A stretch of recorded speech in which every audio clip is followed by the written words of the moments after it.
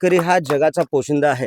पोशिंद्याची जर अवस्था उपोषण त्याच्या मूलभूत गरजांसाठी पाणी मिळवण्यासाठी जर तो उपोषण करत असेल, खरोखरच या सरकारला, या समाजाला, या पंचक्रोशीतील शेतकऱ्यांना एक लाजिरवाणी बाब म्हणून समोर येत आहे.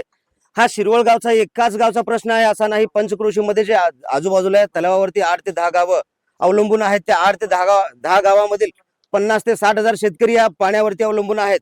आणि त्या शेतकऱ्यांचं जीवन जर सुजलाम सुफलाम करायचं असेल तर आपल्याला या तलावाचा पाणी प्रश्न जो आहे तो कायम स्वरूपात मिटवून काढायला पाहिजे. नुसतं नुसत्या निवडणूक येतात, आश्वासनं दिलं जातात, असं होता कामा नये. यावेळेस जोपर्यंत फायनल तोडगा निघत नाही, म्हणजे शेवटचा मार्ग मिळत नाही.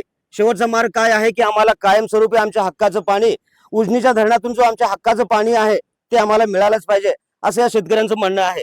आता आपल्या सोबत आहेत गावातील एक नामवंत व्यक्ती. ह्या उपोषणाला मागील वेळेस ज्या वेळेस उपोषण झाला होता त्यावेळेस देखील सगळे एकत्रितरित्या सहभागी होते. अनेक गावातून शेतकऱ्यांचा सहकार्य लाभत होता. आता त्या शेतकऱ्यांची आणखीन मागणी काय आहे? तीच मागणी आहे का त्या मागणी व्यतिरिक्त आणखीन काय मागणी आहे ते आपण जाणून घेण्याचा प्रयत्न करूया. पंचप्पा सिद्धाणा शावळ, मी शिरवळचा आहे.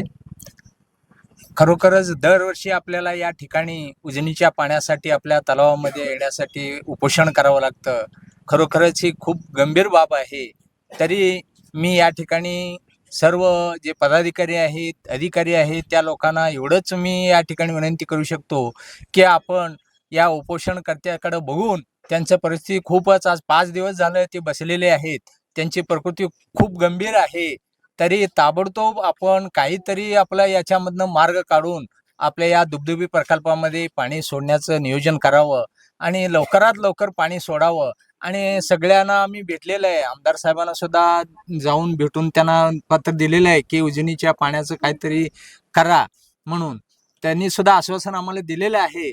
तरी सुद्धा मग आता उपोषणाला बसलेत म्हटल्यावर त्यांनी खूप असं प्रयत्न करून आपल्या या तलावामध्ये लवकरात लवकर पाणी सोडावं. आमच्या शेतकऱ्यांचं खूप म्हणजे आता पिकं वाळत आहेत, जनावरांना पाणी नाही आणि या तलावावर जवळजवळ 7-8 गावचं या ठिकाणी पाणी पुरवठा होतोय. त्या सगळ्यांचा प्रश्न खूप गंभीर बनलेला आहे.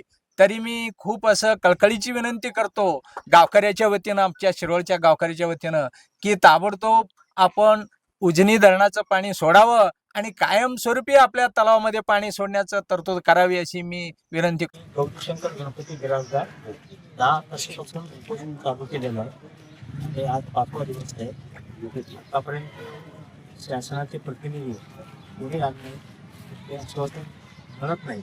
आणि 23 मार्च 26 पासून जिल्हाधिकाऱ्यांना आम्ही 5 वेळा पत्रव्यवहार केलेला आहे. पाणी सोडा, आमच्या भागातल्या शेतकऱ्यांना भरपूर अडचण आहे. तरी ते शासनाने एवढं 5-6 महिने झालं दखलच घेत नसल्यामुळं आम्हाला आमरण उपोषण करण्याची वेळ आलेला आहे. आता जोपर्यंत आश्वासन मिळत नाही, लेखी पत्र आपल्याला पाणी सोडतो मिळत नाही, तोपर्यंत ते आमरण उपोषण चालूच राहणार आहे.